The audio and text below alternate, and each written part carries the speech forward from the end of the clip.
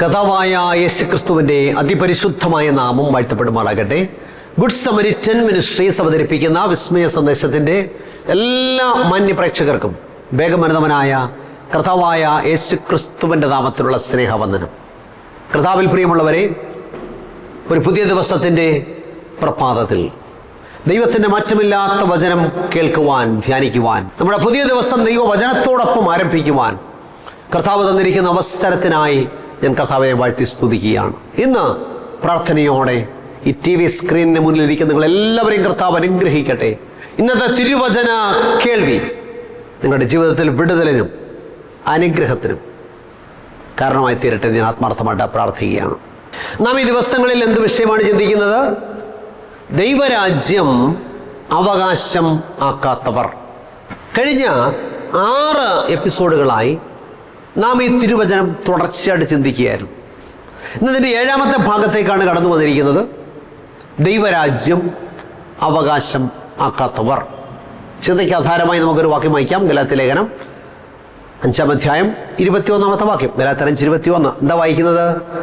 ഈ വക പ്രവർത്തിക്കുന്നവർ ദൈവരാജ്യം അവകാശമാക്കുകയില്ല എന്ന് മുമ്പേ പറഞ്ഞതുപോലെ ഞാൻ ഇപ്പോഴും നിങ്ങളോട് മുൻകൂട്ടി പറയുന്നു. വചനം പറയുകയാണ്, ഈ വക പ്രവർത്തിക്കുന്നവർ എന്ത് ചെയ്തില്ല? ദൈവരാജ്യം അവകാശമാക്കത്തില്ല. ഏത് വക പ്രവർത്തിക്കുന്നവർ? ഗലാത്യർ 5:19 മുതൽ 21 വരെ. ജഡത്തിന്റെ പ്രവൃത്തികളോ ദുർനടപ്പ്, അശുദ്ധി, ദുഷ്കാമം, വിഗ്രഹാരാധന, ആഭിചാരം, പക, പിണക്കം, ജാരശങ്ക, ക്രോധം, ശാഠ്യം, ദുന്നുപക്ഷം, ഭിന്നത, അസൂയ, മദ്യപാനം, വെറിക്കൂത്ത് എന്നിവയെന്ന് വെളിവാകുന്നു. ഈ വക പ്രവർത്തിക്കുന്നവർ. ദൈവത്തിന് സ്തോത്രം. അപ്പൊ ഈ വക പ്രവർത്തിക്കുന്നവർ ദൈവരാജ്യം ചെയ്യത്തില്ല, അവകാശമാക്കത്തില്ല. അതിൽ ഒന്നാണ് പക എന്ന് പറയുന്നത്. അപ്പം 15 കൂട്ടം ജഡത്തിന്റെ പ്രവൃത്തികളെ ഗലാത്യ ലേഖനം 5-ാം അധ്യായം 19 മുതൽ 21 വരെയുള്ള ഭാഗങ്ങളിൽ രേഖപ്പെടുത്തിയിട്ടുള്ളത്. അതിൽ ഒന്നാണേത്? പക. ലേവ്യ പുസ്തകം 19-ാം അധ്യായം 18-ാമത്തെ വാക്യത്തിൽ ഇങ്ങനെ വായിക്കുന്നു. ലേവ്യ 19:18. പ്രതികാരം ചെയ്യരുത്, നിന്റെ ജനത്തിന്റെ മക്കളോട് പക വെക്കരുത്, കൂട്ടുകാരനെ നിന്നെ പോലെ തന്നെ സ്നേഹിക്കണം, ഞാൻ യഹോവയാകുന്നു. വളരെ സുപ്രധാനമായ വാക്യമാണ്. പ്രതികാരം ചെയ്യരുത്, നിന്റെ ജനത്തിന്റെ മക്കളോട് പക വെക്കരുത്, കൂട്ടുകാരനെ നിന്നെ പോലെ തന്നെ സ്നേഹിക്കണം, ഞാൻ യഹോവയാകുന്നു. ദൈവത്തിന് സ്തോത്രം. ഇന്നത്തെ കാലഘട്ടം എങ്ങനെ ഇരിക്കുന്നു? വിവര വിജ്ഞാന വിസ്ഫോടനത്തിന്റെ ഒരു കാലഘട്ടത്തിലാണ് ഞാൻ നിങ്ങളും ജീവിക്കുന്നത്. ജീവിതത്തിന്റെ എല്ലാ മേഖലകളിലും ഇന്ന് വലിയ മാറ്റമാണ് ഉണ്ടായിക്കൊണ്ടിരിക്കുന്നത്. ജീവിതത്തിന്റെ സമസ്ത മേഖലകളിലും ഇന്ന് മാറ്റത്തിന്റെ കുതിച്ചുചാട്ടമാണ് ഉണ്ടായിക്കൊണ്ടിരിക്കുന്നത്. എന്നാൽ ഇപ്രകാരം വലിയ മാറ്റങ്ങളൊക്കെ പല മേഖലകളിലും ഉണ്ടാകുമ്പോഴും മാറ്റമില്ലാതെ തുടരുന്ന ഒരു മേഖലയുണ്ട്, മനുഷ്യ മനസ്സുകൾ. ലോകത്തിൽ എന്തെല്ലാം മാറ്റങ്ങൾ ഉണ്ടായിട്ടും മനുഷ്യ മനസ്സുകൾക്ക് പലപ്പോഴും ഒരു മാറ്റവും ഉണ്ടാകുന്നില്ല. വർഷങ്ങളുടെ പഴക്കമുള്ള പകയും വിദ്വേഷവും ഒക്കെ മനസ്സിൽ വെച്ചുകൊണ്ട് ജീവിക്കുന്നവരാണ് ഇന്ന് പലരും. ശരിയല്ലേ ഞാൻ പറഞ്ഞത്? നമ്മൾ വലിയ ആരാധനക്കാരാണ്, വലിയ പാട്ടുകാരും പ്രാർത്ഥനക്കാരും, പക്ഷേ വർഷങ്ങളുടെ പഴക്കമുള്ള പകയും വിദ്വേഷവും മാറിയിട്ടില്ല. മനസ്സുകൾക്ക് രൂപാന്തരം ഉണ്ടാകുന്നില്ല. അതുകൊണ്ടാണ് കവി പാടിയത്, പുറമേ പുഞ്ചിരിയുടെ പൂമാലകൾ അണിയുന്നു, അകമേ കുടിപ്പകയുടെ തീജ്വാലകൾ ഉയരുന്നു. അത്ര ശരിയാ. പുറമേ പുഞ്ചിരിയുടെ പൂമാലകൾ, അകമേയോ കുടിപ്പകയുടെ തീജ്വാലകൾ. ഇപ്പൊ പുറമേ മനുഷ്യൻ പുഞ്ചിരിച്ച് കാണിക്കുമ്പോഴും പലപ്പോഴും അകത്ത് പകയും വിദ്വേഷവും നിറഞ്ഞ് പൊങ്ങുകയാണ്.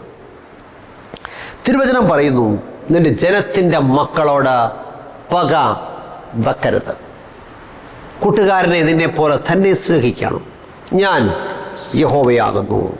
എന്തുകൊണ്ടാണ് നിന്റെ ജനത്തിന്റെ മക്കളോട് പക വെക്കരുതെന്ന് പറയാൻ കാരണം? ഈ വക പ്രവർത്തിക്കുന്നവർ എന്ത് ചെയ്യത്തില്ല? ദൈവരാജ്യം അവകാശമാക്കത്തില്ല. അപ്പം നമ്മൾ ഗലാത്യ ലേഖനം 5-ാം അധ്യായം 19 വരെ വായിക്കുമ്പോൾ ജഡത്തിന്റെ പ്രവൃത്തികളോ ദുർനടപ്പ്, അശുദ്ധി, ദുഷ്കാമം, വിഗ്രഹാരാധന, ആഭിചാരം, പക, പിണക്കം, ജാരശങ്ക, ക്രോധം, ശാഠ്യം, ദുന്നുപക്ഷം, ഭിന്നത, അസൂയ, മദ്യപാനം, വെറിക്കൂത്ത് എന്നിവയെന്ന് വെളിവാകുന്നു. ഈ വക പ്രവർത്തിക്കുന്നവർ ദൈവരാജ്യം അവകാശമാക്കുകയില്ല എന്ന് മുമ്പേ പറഞ്ഞതുപോലെ ഇപ്പോഴും നിങ്ങളോട് മുൻകൂട്ടി പറയുന്നു. അപ്പൊ നമ്മെ ദൈവരാജ്യത്തിൽ നിന്നും അകറ്റുന്ന ജഡത്തിന്റെ പ്രവർത്തികളിൽ ഗലാത്യ ലേഖനം വിവരിക്കുന്ന 6ാമത്തെ പ്രവർത്തനമാണ് പക. മറ്റുള്ളവരോടുള്ള ബന്ധത്തിൽ ഒരു വ്യക്തിയിൽ ഉടലെടുക്കുന്ന വികാരമാണ് പക. വൈരം, ചൊരുക്ക്, വിരോധം തുടങ്ങിയ അർത്ഥങ്ങളൊക്കെ ഈ പദത്തിനുണ്ട്. വൈരം, വിരോധം, ചൊരുക്ക്. പറഞ്ഞ് അവൻ എന്നോടുള്ള ചുരുക്ക് ഇതുവരെ മാറിയിട്ടില്ലെന്ന് കേട്ടിട്ടില്ലേ പറയുന്നത്. അപ്പോൾ ഇതെല്ലാം ഈ പദത്തിൻ്റെ അർത്ഥങ്ങളാണ്. അപ്പോൾ സഹജീവികളെ പകയ്ക്കുന്നത് സ്നേഹത്തിന് വിരുദ്ധമായ പ്രവൃത്തിയാണ്. അതുകൊണ്ട് വചനം പറയുന്നു, പ്രതികാരം ചെയ്യരുത്. നിന്റെ ജനത്തിൻ്റെ മക്കളോട് പക വെക്കരുത്. കൂട്ടുകാരനെ നിന്നെപ്പോലെ തന്നെ സ്നേഹിക്കണം, ഞാൻ യഹോവയാകും. അപ്പോൾ ദൈവത്തിൻ്റെ കർശനമായ നിർദ്ദേശമാണ്. കാരണം ഈ വക പ്രവർത്തിക്കുന്നത് എന്ത് ചെയ്തില്ല? ദൈവരാജ്യം അവകാശമാക്കത്തില്ല. ആധുനിക മനുഷ്യൻ പലപ്പോഴും പകയുടെ മൂർത്തിമഭാവങ്ങളായി മാറിക്കൊണ്ടിരിക്കുന്നു. കാരണം അവൻ ദൈവരാജ്യത്തിൽ നിന്നും വളരെ അകന്നിരിക്കുന്നു. പത്രത്താളുകളും ദൃശ്യമാധ്യമങ്ങളൊക്കെ നമുക്ക് കാട്ടിത്തരുന്ന ഞെട്ടിപ്പിക്കുന്ന കൊലപാതകങ്ങൾക്ക് കാരണം എന്താണ്? മനുഷ്യ മനസ്സുകൾ സൂക്ഷിച്ചിരിക്കുന്ന പകയാണ്. ക്രൂരകൃത്യങ്ങൾക്ക് കാരണം എന്താണ്? മനുഷ്യ മനസ്സുകൾ സൂക്ഷിച്ചിരിക്കുന്ന പകയാണ്. നിസ്സാര കാര്യങ്ങൾക്ക് പോലും സ്വന്തം മാതാപിതാക്കളെ വരെ ചവിട്ടിയും അടിച്ചും ഇടിച്ചും കൂത്തിയും കഴുത്ത് ഞെരിച്ചും ഒക്കെ കൊല്ലുന്ന വാർത്തകൾ നമ്മൾ കേൾക്കുന്നു. എന്താ കാരണം? മനുഷ്യ മനസ്സുകൾ സൂക്ഷിച്ചിരിക്കുന്ന പകയാണ്. ജഡത്തിൻ്റെ പ്രവൃത്തിയായ പക അനേകരിൽ കുടികൊള്ളുന്നത് കൊണ്ടാണ്. പണക്കൊഴുപ്പും ആഡംബര ജീവിതവുമൊക്കെ ഇന്ന് മനുഷ്യനെ ഒരു പുത്തൻ തലത്തിലേക്ക് എത്തിച്ചിരിക്കുകയാണ്. ഇന്നത്തെ ലോകത്തിൽ വർദ്ധിച്ചു വരുന്ന കൊലയും പീഡനങ്ങളും തട്ടിക്കൊണ്ടുപോകലും വിലപേശലും വെട്ടിക്കൊലപ്പെടുത്തലും കുത്തിക്കൊലപ്പെടുത്തലും അക്രമങ്ങളും കലാപങ്ങളും ബോംബ് സ്ഫോടനങ്ങളും ഇതെല്ലാം മനുഷ്യന്റെ പകയുടെ നേർചിത്രങ്ങളാണ്. ഇന്ന് ആഡംബര ജീവിതം, പണക്കൊഴുപ്പ് മനുഷ്യനെ ബാധിച്ചപ്പോൾ ദൈവിക മൂല്യങ്ങൾ പലപ്പോഴും കൈമോശം വന്നിരിക്കുകയാണ്. പകയും വിദ്വേഷം, ഒന്ന് പറഞ്ഞാൽ രണ്ടിന് തല്ലുക കൊല്ലുക, ആ ഒരു കാലഘട്ടത്തിലേക്ക് ലോകം മാറിയിരിക്കുകയാണ്. പണ്ട് കാലത്ത് കൊലപാതകങ്ങൾ അപൂർവമായിട്ടാണ് കേൾക്കുന്നത്. ഇന്നോ കൊലപാതകങ്ങളില്ലാത്ത പത്രങ്ങളില്ല.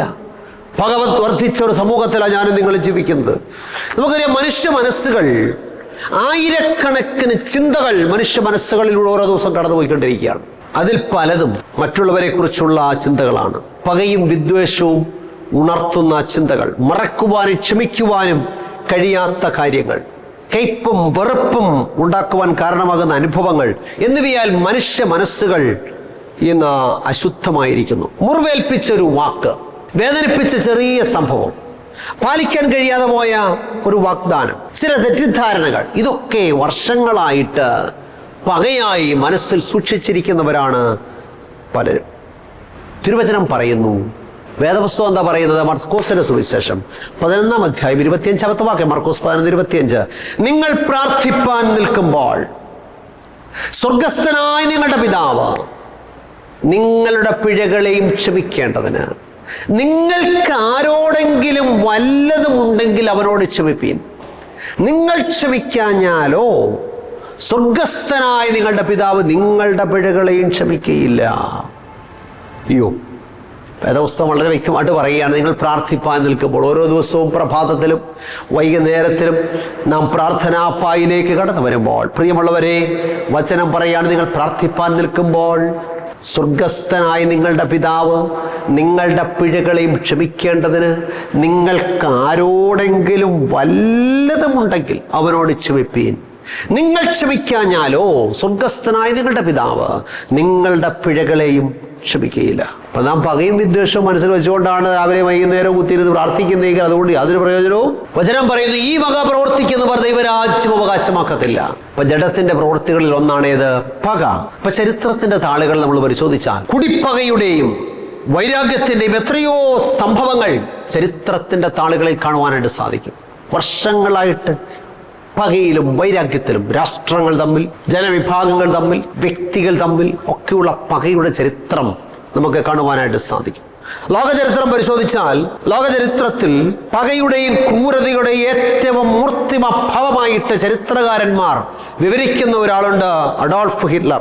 1934 പ്രസിഡന്റ് ഓൺ ഹിൻഡൻബർഗ് അന്തരിച്ചപ്പോൾ ചാൻസലറായും പ്രസിഡന്റായും സ്വയം പദവി ഏറ്റെടുത്ത വ്യക്തിയാണ് അഡോൾഫ് ഹിറ്റ്ലർ. നമുക്കറിയാം ഹിറ്റ്ലറിനെ കുറിച്ചുള്ള ചരിത്രം. 1945 ഏപ്രിൽ 30 സോവിയറ്റ് പട്ടാളം തൻ്റെ ഒളിത്താവളം കണ്ടെത്തി തൻ്റെ ഭാര്യയോടൊപ്പം താൻ ആത്മഹത്യ ചെയ്യുന്നത് വരെ ജർമ്മനിയിൽ, പോളണ്ടിൽ, മറ്റ് യൂറോപ്യൻ രാജ്യങ്ങളിലൊക്കെ അഡോൾഫ് ഹിറ്റ്ലറും അദ്ദേഹത്തിൻ്റെ അനുയായികളും കൊന്നൊടുക്കുന്നത് 1.25 കോടി ജനങ്ങളെയാണ്.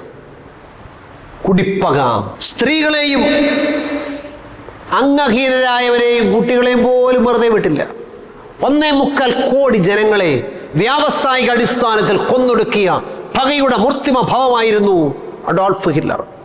വെറും പട്ടാളക്കാരനായിട്ട് ജീവിതം ആരംഭിച്ച അഡോൾഫ് ഹിറ്റ്ലറുടെ സ്വപ്നമായിരുന്നു ലോകം മുഴുവൻ വ്യാപിച്ചു കിടക്കുന്ന വിശാല ജർമ്മനി.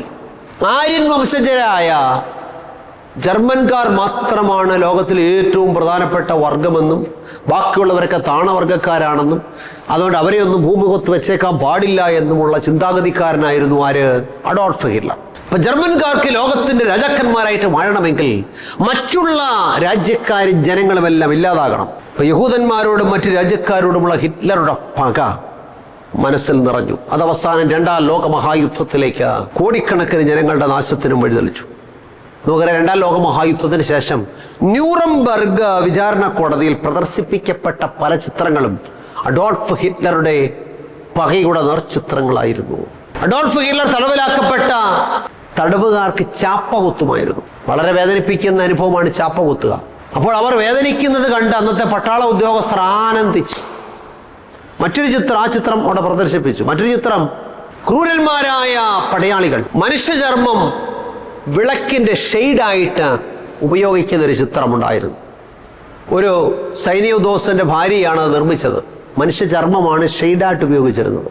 ഇനി പോളണ്ടുകാരനായ ഒരു മനുഷ്യൻ്റെ തലയോട്ടിയാണ് ഒരു സൈനിക ഉദ്യോഗസ്ഥൻ്റെ മേശപ്പുറത്ത് പേപ്പർ വെയിറ്റ് ആയിട്ട് വെച്ചിരുന്ന ക്രൂരചിത്രം അവിടെ പ്രദർശിപ്പിച്ചു. ഇതൊക്കെ മനുഷ്യൻ്റെ പകയുടെ നേർചിത്രങ്ങളാണ് നമുക്ക് കാട്ടിത്തരുന്നത്. തിരുവചനം പറയുന്നു, പ്രതികാരം ചെയ്യരുത്, നിന്റെ ജനത്തിൻ്റെ മക്കളോട് പകവെക്കരുത്, കൂട്ടുകാരനെ നിന്നെപ്പോലെ തന്നെ സ്നേഹിക്കണം, ഞാൻ യഹോവയാകുന്നു.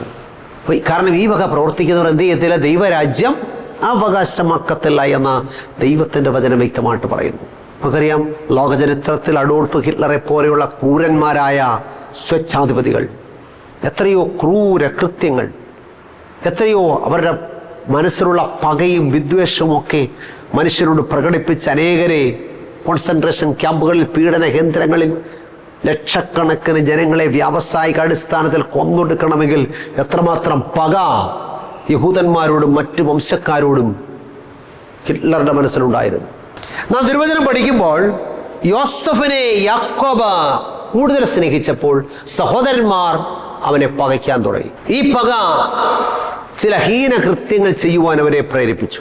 തിരുവചനം പറയുന്ന പക വഴക്കുകൾക്ക് കാരണമാകുന്നു എന്ന സദൃശ്യവാക്യങ്ങളുടെ പുസ്തകം 10-ാം അധ്യായം 12-ാമത്തെ വാക്യത്തിൽ വായിക്കുന്നത്. സദൃശ്യവാക്യങ്ങൾ 10-12. പക വഴക്കുകൾക്ക് കാരണമാകുന്നു. വിശുദ്ധ വേദപുസ്തകത്തിൽ ആദ്യമായിട്ടുള്ള പക കായീൻ്റെ പകയാണ്. നമുക്കറിയാം, കായീനും ഹാബേലും ദൈവത്തെ ആരാധിപ്പാൻ പോയി.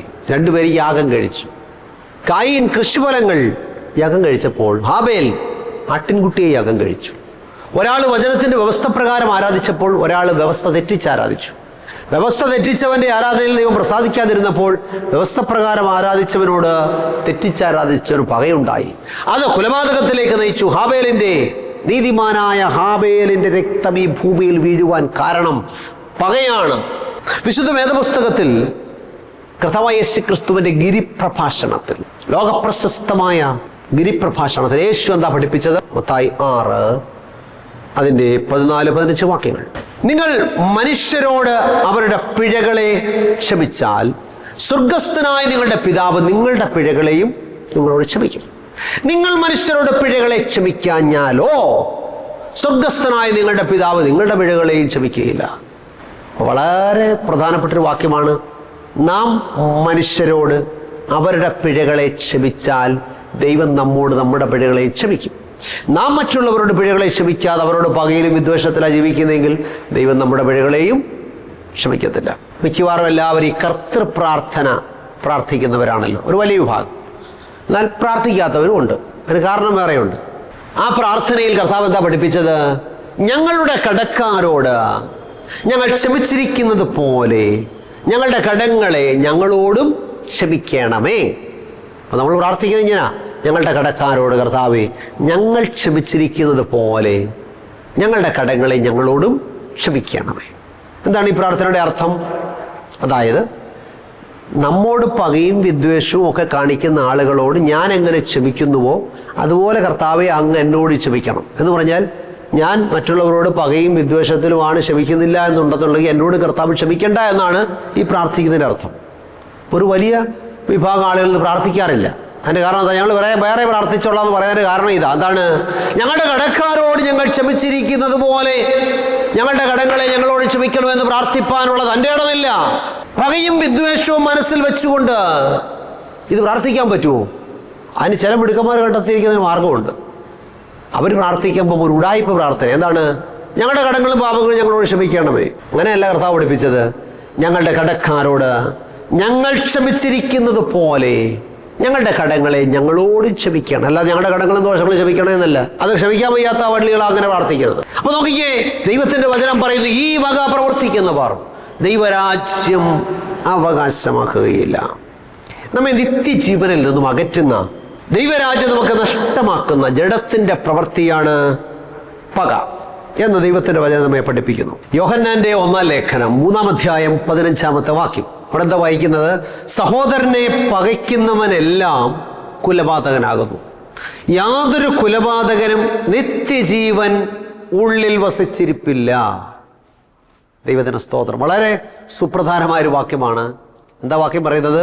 സഹോദരനെ പകയ്ക്കുന്നവനെല്ലാം കുലപാതകനാകുന്നു. യാതൊരു കുലപാതകനും നിത്യജീവനുള്ളിൽ വസിച്ചിരിപ്പില്ല. അപ്പോൾ പക അത് കുലപാതകത്തിന് തുല്യമാണെന്ന് ദൈവത്തിൻ്റെ വചനം നമ്മെ പഠിപ്പിക്കുന്നു. അപ്പോൾ കുലപാതകന്മാർക്ക് അല്ലെങ്കിൽ പകയുള്ളവർക്ക് ദൈവരാജ്യത്തിൽ കടക്കുവാൻ സാധ്യമല്ല. അപ്പം സഹോദരനെ പകയ്ക്കുന്നവനെ കുലപാതകൻ എന്നാണ് ദൈവത്തിൻ്റെ വചനം വിളിക്കുന്നത്. വീണ്ടും യോഹന്നാൻ്റെ 1-ാം ലേഖനത്തിൽ സഹോദരനെ പകയ്ക്കുന്നവനെ കള്ളൻ എന്ന് വിളിച്ചിട്ടുണ്ട്. യോഹന്നാൻ്റെ 1-ാം ലേഖനം 4-ാം അധ്യായം 20-ാമത്തെ വാക്യത്തിൽ ഇങ്ങനെ വായിക്കുന്നു. യോഹന്നാൻ്റെ 1-ാം ലേഖനം 4-ാം അധ്യായം 20-ാമത്തെ വാക്യം. ഞാൻ ദൈവത്തെ സ്നേഹിക്കുന്നു എന്ന് പറയുകയും തൻ്റെ സഹോദരനെ പകയ്ക്കുകയും ചെയ്യുന്നവൻ കള്ളനാകുന്നു. ഇപ്പം അനേകർ പറയുന്നുണ്ട്, എന്താണ്? ഞങ്ങൾ ദൈവത്തെ അങ്ങ് സ്നേഹിക്കുന്നവരാണ്, പക്ഷെ സഹോദരങ്ങളോട് മിണ്ടത്തുമില്ല, സഹോദരങ്ങളോട് യാതൊരു ബന്ധവുമില്ല. അങ്ങനെയാകുമ്പോൾ വചനം പറയാണ്, ഞാൻ ദൈവത്തെ സ്നേഹിക്കുന്നു എന്ന് പറയുകയും സഹോദരനെ പകയ്ക്കുകയും ചെയ്യുന്നവൻ കള്ളനാകുന്നു. ദൈവത്തിന് സ്തോത്രം. അപ്പോൾ വർഷങ്ങളായി പകയും വിദ്വേഷവും മനസ്സിൽ വെച്ചുകൊണ്ട് നാം ദൈവത്തെ ആരാധിക്കുന്നവരാണോ? അങ്ങനെയാണെങ്കിൽ നമ്മുടെ ആരാധനയിൽ ദൈവം പ്രസാദിക്കത്തില്ല. കാരണം പക നമ്മെ ദൈവരാജ്യത്തിൽ നിന്നും അകറ്റുന്ന ജഡത്തിൻ്റെ പ്രവൃത്തിയാണെന്ന് ദൈവത്തിൻ്റെ വചനം നമ്മെ പഠിപ്പിക്കുന്നു. വിശുദ്ധ വേദപുസ്തകം നൽകുന്ന നിർദ്ദേശം എത്ര കൃത്യമാണ്. പ്രിയമുള്ളവരെ, ഇന്ന് ലോകം നമ്മൾ അനുനിമിഷം വഷളായിക്കൊണ്ടിരിക്കുകയാണ്. ഇന്ന് ലോകത്തിൽ നമ്മൾ മുൻകാലങ്ങളെ ഒരു 50 അല്ലെങ്കിൽ 25 വർഷങ്ങൾക്ക് മുമ്പുള്ള ലോകവും ഇന്നത്തെ ലോകവും തമ്മിൽ വ്യത്യാസമുണ്ട്.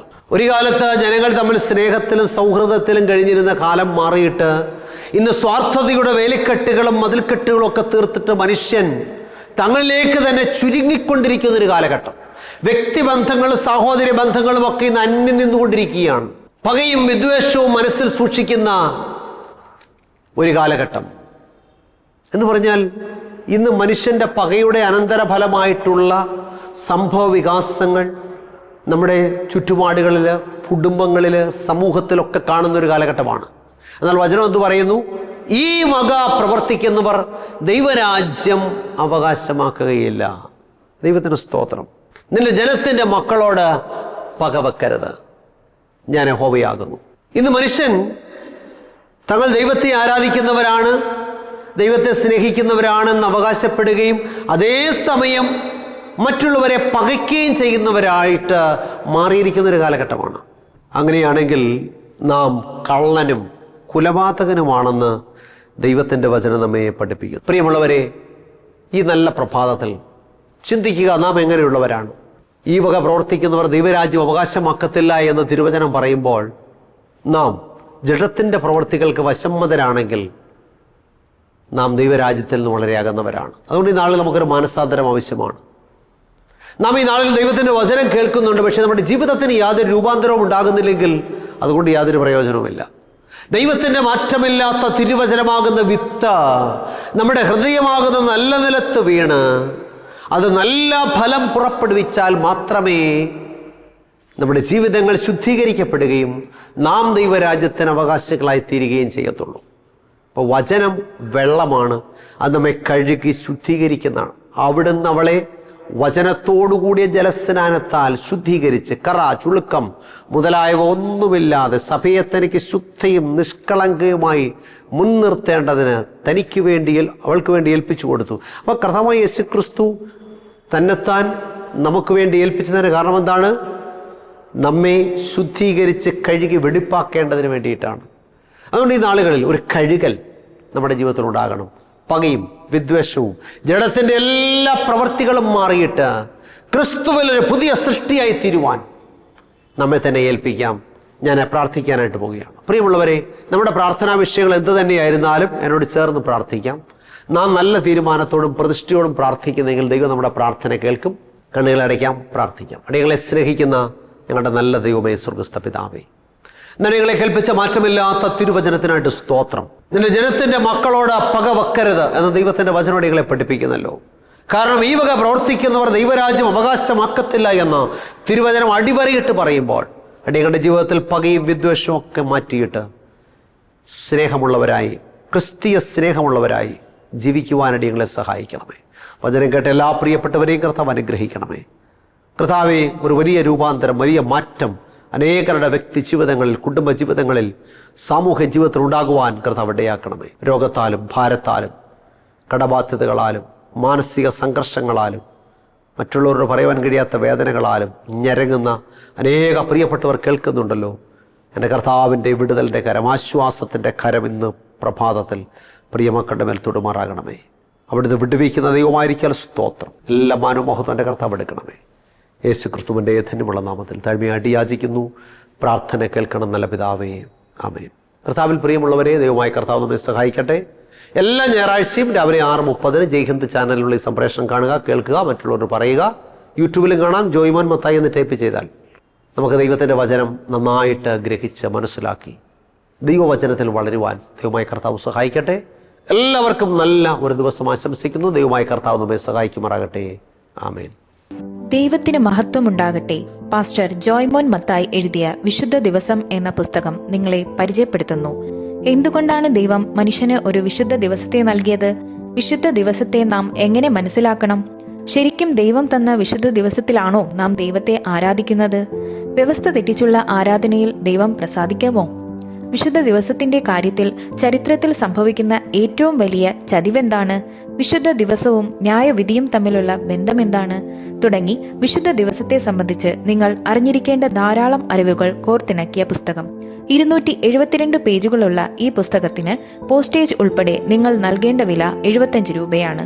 പുസ്തകം VPP ആയി നിങ്ങളുടെ വീട്ടിൽ ലഭിക്കാൻ താല്പര്യമുള്ളവർ പിൻകോഡ് സഹിതം അഡ്രസ് SMS ചെയ്യുകയോ വിളിച്ചു പറയുകയോ ചെയ്യുക. നമ്പർ 9740979977. ശ്രീ പേരകത്ത് ചെറിയാൻസ്കറിയ എഴുതിയ ഒരു ഉത്തമ ഗ്രന്ഥം ഞങ്ങൾ അവതരിപ്പിക്കുന്നു. ഇത് തിരുവചന സത്യം.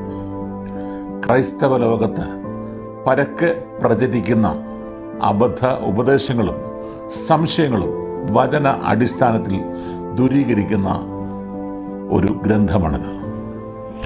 ദൈവത്തിൻ്റെ അരുളപ്പാടുകൾ സാർവത്രികമാണെന്നും അത് നിത്യമാണെന്നും ലളിതമായും യുക്തിഭദ്രമായും അവതരിപ്പിക്കുന്ന ഈ ഗ്രന്ഥത്തിന് 130 രൂപയാണ് വില.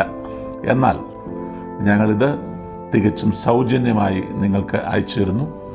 നിങ്ങളുടെ പൂർണ്ണമായ മേൽവിലാസം ഇനി പറയുന്ന നമ്പറിൽ SMS ചെയ്യുക. നമ്പർ 9847906636. പ്രവചന ശബ്ദം ക്രൈസ്തവ കുടുംബമാസിക. തിരുവചനത്തിലെ കാണാപ്പുറങ്ങൾ നമുക്ക് കാട്ടിത്തരുന്ന ഉത്തമ ക്രൈസ്തവ കുടുംബ മാസിക. സമകാലിക സംഭവങ്ങൾ, ആരോഗ്യ ശാസ്ത്രം, പ്രവചനങ്ങൾ എന്നിവ കോർത്തിണക്കി ഉൾക്കാമ്പുള്ള ലേഖനങ്ങൾ ഇതിൽ ലേഖനം ചെയ്തിരിക്കുന്നു. വരിക്കാരാകാൻ ആഗ്രഹിക്കുന്നവർ ഇനി പറയുന്ന നമ്പറിൽ SMS ചെയ്യുക. നമ്പർ 9495955082. വാർഷിക വരിസംഖ്യ വെറും 150 രൂപ മാത്രം.